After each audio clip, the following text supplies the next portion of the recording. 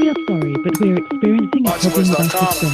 Please try your call again later, or report it. Listen, I'm gonna make a motherfucking emoji like this, look. ThaBoxingvoice production.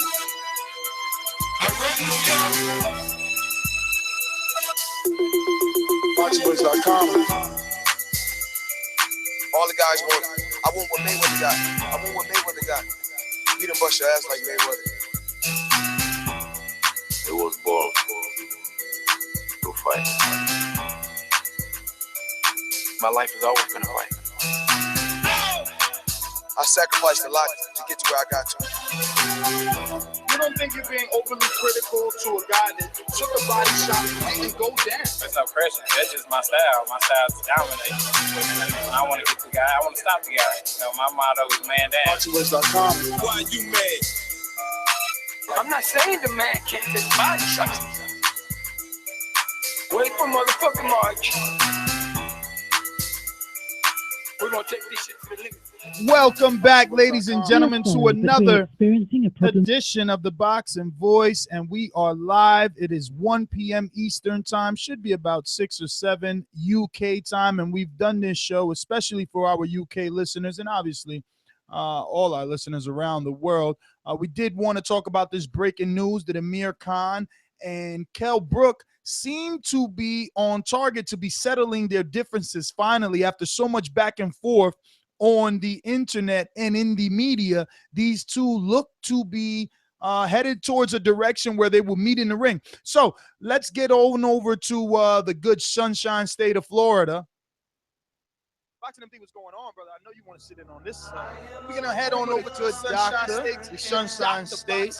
Boxing MD, what's going on? Is that a fair statement to make? You have to be honest with yourself.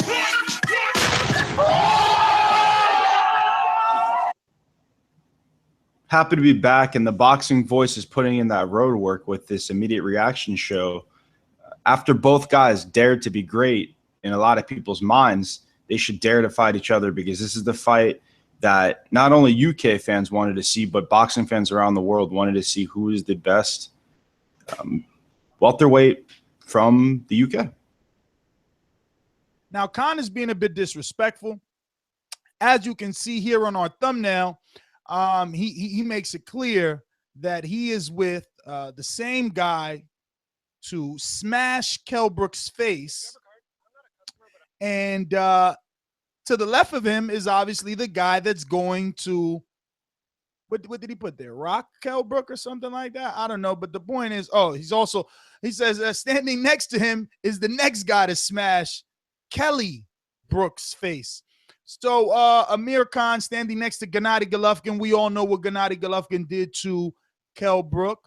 These two were at the WBC 54th Annual Convention in Hollywood, Florida, these past couple of days. And Khan is making some headways. Not only that, but the promoter of Kell Brook has spoken to Sky Sports and to BBC Sports. And according to Eddie Hearn, they're looking to get this fight together by 2017. Now, there was once upon a time, MD, where, Amir Khan felt that Kell Brook needed to prove himself. He beat Sean Porter and had a good fight with them, with Golovkin. The time is right, is what he's saying now. So, I guess he proved all he needed to prove to Amir Khan. But let's be honest, he doesn't have any other options, Amir Khan. No, but this is the belt. You know how we always used to talk shit about Amir Khan? Not talk shit, but like laugh about how Amir Khan was always like, I want the Manny Pacquiao fight. I want the Floyd Mayweather fight. And that Kell Brook fight will still be there for me. Now, Manny Pacquiao and Floyd Mayweather weren't there. Technically, Manny Pacquiao still could be there maybe one day, but it seems to me that Kell Brook fight is still there. It happened to be Canelo, not one of those other two guys, which may be worse because that knockout he took was very shockingly scary if you're an Amir Khan fan. So, it's good to hear that they're, I'd rather see a fight happen too late than never happen. And I think it's a little late, but I think we'll all be excited for it to happen. Now, what do you think Earl Spence fits in. Oh, and one last thing. I mean, did this tweet come from a guy who was sleeping on a canvas after his last fight? Sleeping a canvas by a guy who he told to move up to fight the guy who he's next to? I just think it's very weird that, you know, you're tweeting that kind of information out. Like, it's a glass house kind of tweet, in my opinion, if you know what I mean. I definitely know what you mean. Definitely do, but what we know about Amir Khan is that he knows how to sell the fight. He knows how to put himself in the right positions. And like he said, the time is right now. Both men have took some severe damage in their last fights, and it would be good to see just which one has more left. Khan has suffered more knockouts, obviously. Yeah. And I think it's more than him selling a fight. I think Amir Khan more knows how to market himself as an athlete. I don't necessarily think it's the fight. He has a very strong following behind him, so I think that's kind of something you should give him credit for. I agree. He definitely knows how to put himself in position. Y'all getting it next, boy. But this is a fight that we've been waiting for a long time now. It's starting to feel like Mayweather-Pacquiao just a little bit, right? Now, obviously, the hype for it isn't that big, but the fact that every so often we get these alleged negotiations and then they fall through. Hopefully now, with both men suffering the losses that they did in their last fight, Kell Brook really having no other options. He's been calling out, Manny Pacquiao, Keith Thurman, and Danny Garcia, but those are all fights that have to wait. He would need an in-between fight. My question to you and to the public is, where's this Kell Brook and Earl Spence fall in all of this? Does Earl Spence accept step-aside money the way that Victor Postal took step-aside money from Danny Garcia when he wanted to fight Lamont Peterson? Would Earl take the money, or does he force his title shot? I mean, taking the money, I think, in this situation where a fighter, I mean, we don't know if this fight's going to be a welterweight, the proposed fight, if it's going to be a catchweight, or if it's going to be a 154. I think Kell Brook, to me, is hard-pressed to make 147. So if he makes it for this fight or whatever, if I was Earl Spence, I would not let that opportunity go because, it is a legitimate shot at a big name and someone who a lot of people think that he could win, especially after coming off a broken orbital. So I still think that Kell Brook is one of the tougher welterweights, and I wouldn't necessarily think that it would be an easy fight, but it still is a shot at the belt. So it gets his portion of the supremacy at 147.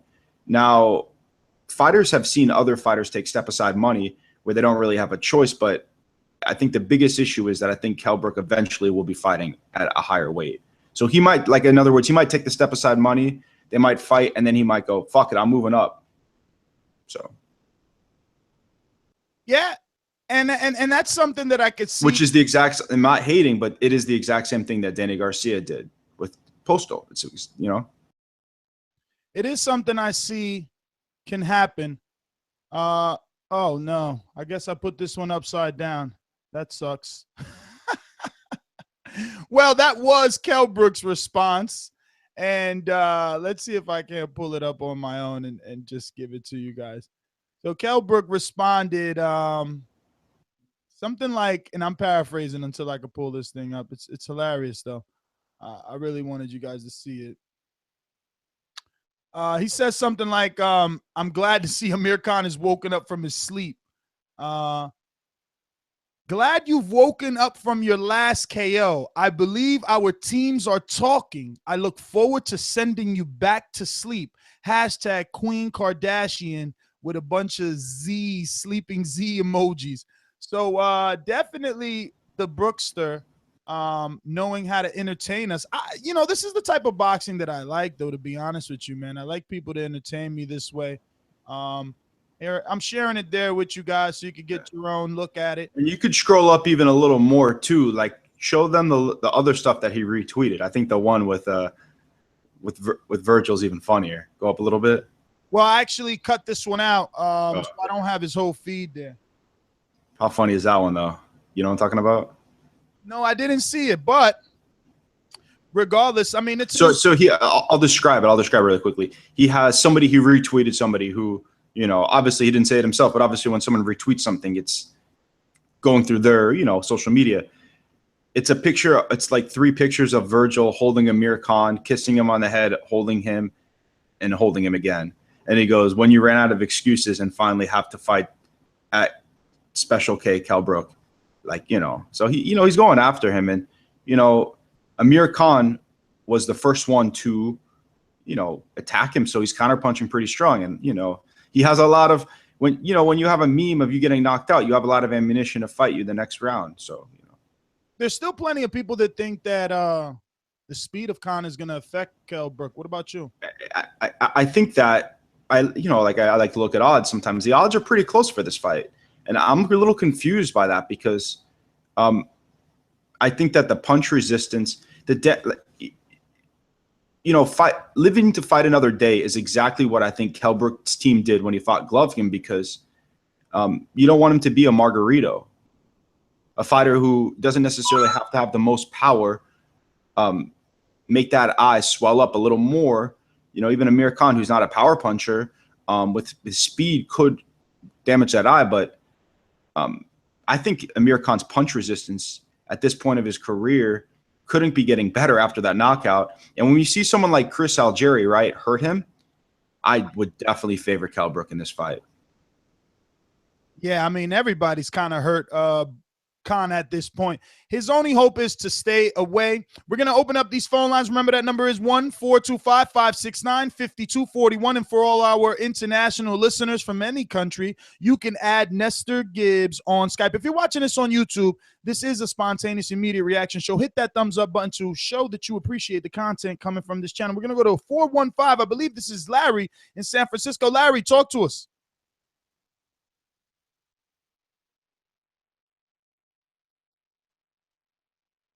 Larry there? And I think not. Let me see. Looks like switchboard. It must be the switchboard because we got a few callers there that we can't not get to.